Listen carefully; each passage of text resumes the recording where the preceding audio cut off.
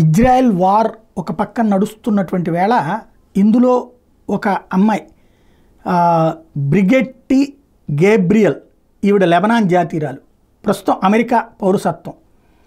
ఆమె కోట్ చేసిన ఒక పోస్ట్ చూద్దాం. నేను పుట్టింది ఇక్కడే, అంటే లెబనాన్లో. అందరినీ కలుపుకుపోవాలనేది మా పద్ధతి ప్రకారం మధ్యప్రాచ్య నలుమూల నుండి వచ్చిన అరబ్ ముస్లిం శరణార్థులని స్వాగతించడాన్ని ఎప్పుడూ గర్వించాం. సహజ చమురు లేకపోయినా మాది అత్యుత్తమ ఆర్థిక వ్యవస్థ, అత్యుత్తమ విశ్వవిద్యాలయాలు ఉండేవి. అందరూ బీరుట్ని Paris of the Middle East అని పిలిచారు.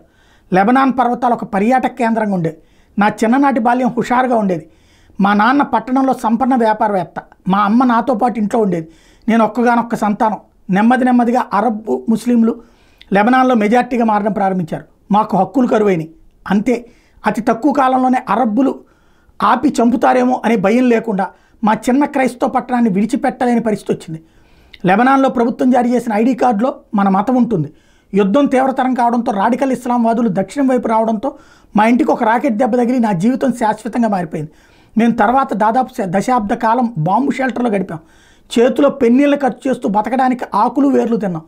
ఆ రోజు ఇజ్రాయెల్ వచ్చి మా ఊరు చుట్టుముట్టి ఉండకపోతే నేను రోజు ఇక్కడ ఉండేదాన్నే ఏమో నాకు తెలియదు.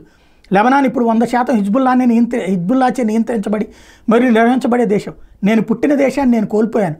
నేను అమెరికాకి వలస వెళ్ళగలిగినందుకు ప్రతిరోజు దేవుడి కృతజ్ఞతలు తెలుపుకుంటున్నాను. బిలియన్ల మంది ప్రజల కళను నేను జీవించగలుగుతున్నాను. నేను నా చిన్నప్పుడు లెబనాన్లో ఎదుర్కొన్న అదే బెదిరింపులు మరియు హెచ్చరిక సంకేతాలు నేను ఎంతగానో ప్రేమించిన నా దత్తత దేశమైన ఈ అమెరికాలో ఇప్పుడు వెలువడుతున్నాయి. ఇది మీకు నా హెచ్చరిక. అమెరికా, ఈ పరిస్థితిని చక్కదిద్దే అవకాశం ఇప్పటికీ ఇంకా మీ చేతిలో ఉంది.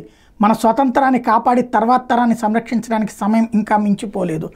ఇది మన దేశంలో కూడా గుర్తుంచుకోవాల్సింది. శరణార్థులు లేకపోతే చొరబాటుదారులు వాళ్ళేదో బతుకు తెరువు కోసం వస్తారంటే క్రమంగా మన బ్రతుకులు ఆగం చేస్తారు అన్నదానికి సజీవ సాక్ష్యం ఇది.